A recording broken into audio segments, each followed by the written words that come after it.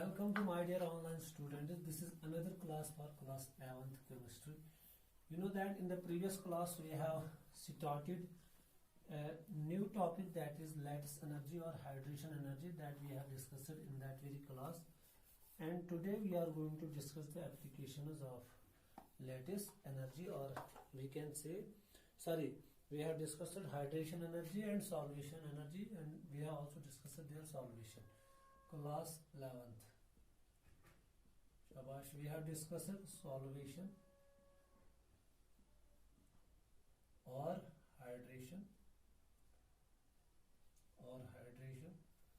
क्योंकि मैंने आपको बताया जब भी हम किसी कंपाउंड को जनरली आयनिक कंपाउंड को जब भी हम किसी कंपाउंड को जनरली वो क्या होना चाहिए, आयनिक कंपाउंड या पोलर कंपाउंड को जब भी हम उसको क्या शाबाश डिजॉल्व करते हैं किसमें, पोलर सॉल्वेंट में, फॉर एग्जांपल वाटर में उसको हम क्या करते हैं, किसी भी पोलर सॉल्वेंट में जब भी हम उसको क्या डिजॉल्व करते हैं तो क्या होता है, तो वहां से उस आयनिक कंपाउंड के या उस पोलर कंपाउंड के क्या हो जाते हैं, डिफरेंट आयन्स प्रोड्यूस हो जाते हैं।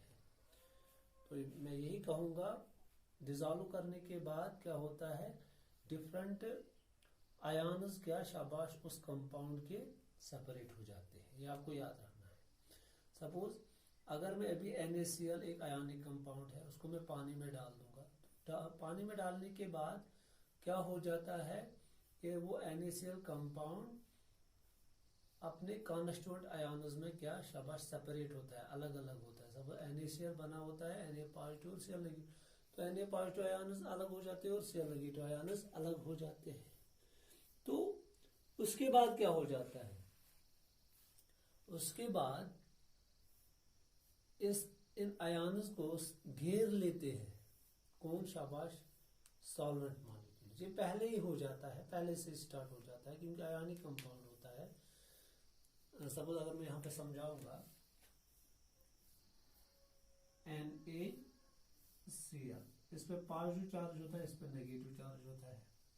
अब अगर मैं पोलर सॉल्वेंट मॉलिक्यूल लूंगा वाटर, ये water delta negative delta positive delta positive, clear. ये पोलर सॉल्वेंट है और ये आयनिक कंपाउंड है।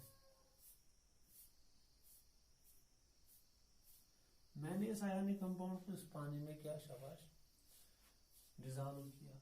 अब मैं इसकी शॉर्ट फॉर्म में लिखूंगा, इसकी जो रिप्रेजेंटेशन है वो मैं समझाऊंगा। इसको मैं अलग तरीके से लिखूंगा। सपोज ये पॉजिटिव और negative, this is the representation of क्या शाबाश सॉल्वेंट। तो क्या हो जाएगा, ये सॉल्वेंट है तो वो ये सॉल्वेंट क्या करता है इस तरह, क्योंकि ये पॉजिटिव है, इसका नेगेटिव इसके साइड में आ जाएगा, positive negative positive negative positive.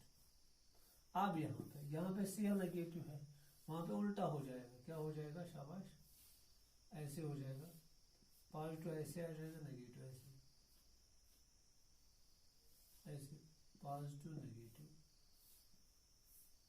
Positive negative. तो दैट मीन इस आयनिक कंपाउंड को, क्योंकि ये पोलर है, इसको बाहर किसने सराउंड किया, सॉल्वेंट मॉलिक्यूल। तो यही सॉल्वेंट मॉलिक्यूल इसके साथ क्या बनाते हैं शाबाश, इंटरैक्शन स्टार्ट हो जाती है, एक किस्म का अट्रैक्शन डेवलप हो जाती है। तो इसी को हम क्या बोलते हैं, सॉल्वेशन या हाइड्रेशन। अगर वाटर के बगैर कोई और सॉल्वेंट होगा तो सॉल्वेशन, अगर वाटर होगा तो तब क्या कहते हैं इसको, हाइड्रेशन।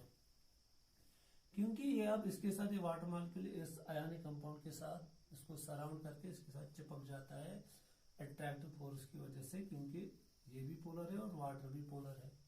तो जो इसका पॉजिटिव होगा वो इसके नेगेटिव से अट्रैक्ट हो जाएगा, क्योंकि इसमें नेगेटिव भी है और पॉजिटिव भी है। तो उसके बाद क्या हो जाता है, क्योंकि जब अट्रैक्शन स्टार्ट हो जाती है तो यहां से क्या निकलती है, यहां से एनर्जी बाहर निकलती है। जब भी बॉन्ड स्टार्ट होता है बनना तो आपको पता है बॉन्ड बनने के दौरान एनर्जी बाहर निकलती है, एनर्जी गेट्स रिलीज। और जो ये सॉल्वेशन मैंने आपको बताया, इस इन सॉल्वेंट मॉलिक्यूल्स का इस आयनिक कंपाउंड को घेर लेना और फिर उसके साथ चिपक जाना, अट्रैक्टिव फोर्स की वजह से चिपक जाना, उसको हम क्या बोलते हैं, सॉल्वेशन या हाइड्रेशन। और इस दौरान क्या निकलती है, एनर्जी बाहर निकलती है, तो उस एनर्जी को हम बोलते हैं सॉल्वेशन एनर्जी या और हाइड्रेशन एनर्जी। ये आपको यहाँ पर समझना है। तो इसीलिए हम क्या बोलते हैं, whenever any compound, generally ionic compound is dissolved in शाबाश polar solvent और in water, तो क्या होता है, then different ions of the compound will get separated out and will get surrounded by शाबाश solvent molecules। तो इस whole process को क्या बोलते हैं, शाबाश, इसको हम बोलते हैं सॉल्वेशन।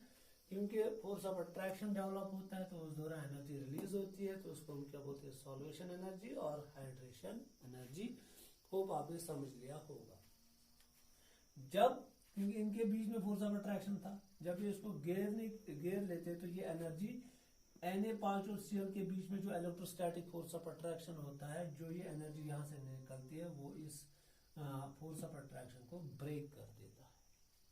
दैट मीन्स ये जो एनर्जी यहाँ से निकली, ये किसके काम आती है, ये Na पॉजिटिव और Cl नेगेटिव के बीच में जो strong electrostatic force of attraction होता है, स्ट्रॉन्ग आयोनिक बॉन्ड होता है, उस बॉन्ड को ब्रेक करने में क्या काम आती है।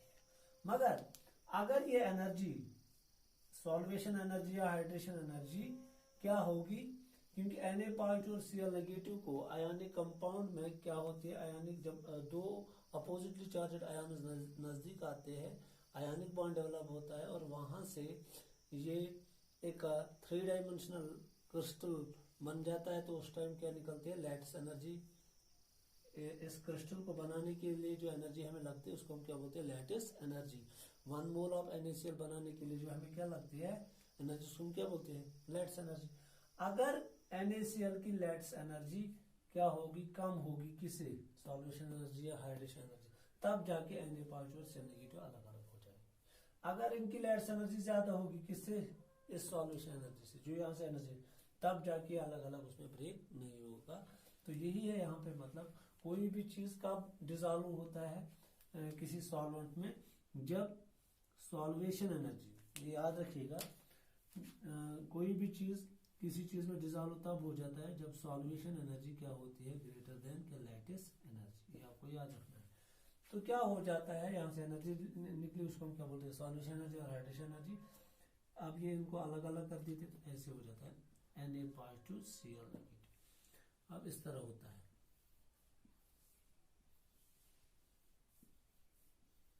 इसी तरह यहाँ पे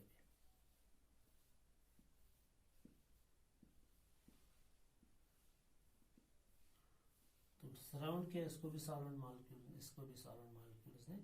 तो सपोज यहाँ पे negative positive negative positive negative positive negative positive negative positive negative negative positive, तो यहाँ पे क्या हो जाएगा, positive negative positive negative positive negative positive negative negative positive negative positive negative positive negative, इस तरह।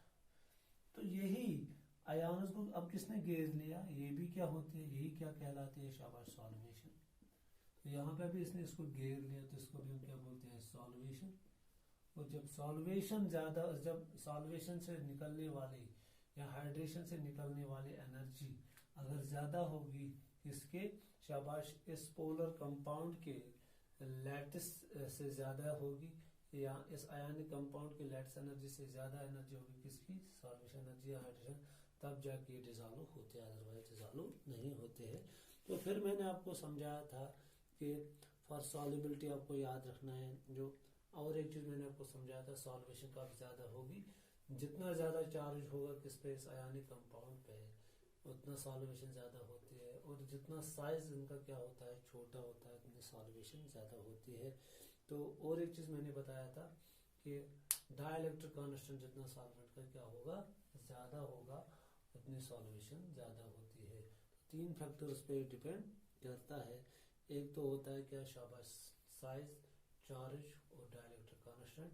डाइलेक्ट्रिक कांस्टेंट सॉल्वेंट के लिए होता है, और साइज और चार्ज आयन पे डिपेंड करता है, कैटायन और एनायन पे डिपेंड करता है। जितना साइज छोटा होगा उतना सॉल्यूशन एनर्जी ज्यादा होगी। और याद रखिएगा, आपको मैं अगर ये भी समझाऊंगा कि यहाँ पे जो हमें एप्लीकेशंस पढ़ने हैं वो क्या है, सॉल्वेशन और हाइड्रेशन की जो एप्लीकेशन है, ये मैंने आपको बताया कि फैक्टर्स किस किस फैक्टर पे डिपेंड करते हैं। अब मैं यहाँ पे आपको समझाऊंगा इस सॉल्वेशन और हाइड्रेशन एनर्जी या सॉल्वेशन की जो एप्लीकेशन है वो क्या है। कि देखा गया है, अगर मैं आपको Li पॉजिटिव गैसियस आयन और Na पॉजिटिव गैसियस आयन मैं बताऊंगा इन दो में से कौन बड़ा है, तो आपको पता है Na पॉजिटिव गैसियस बड़ा है। मगर जब इन दोनों को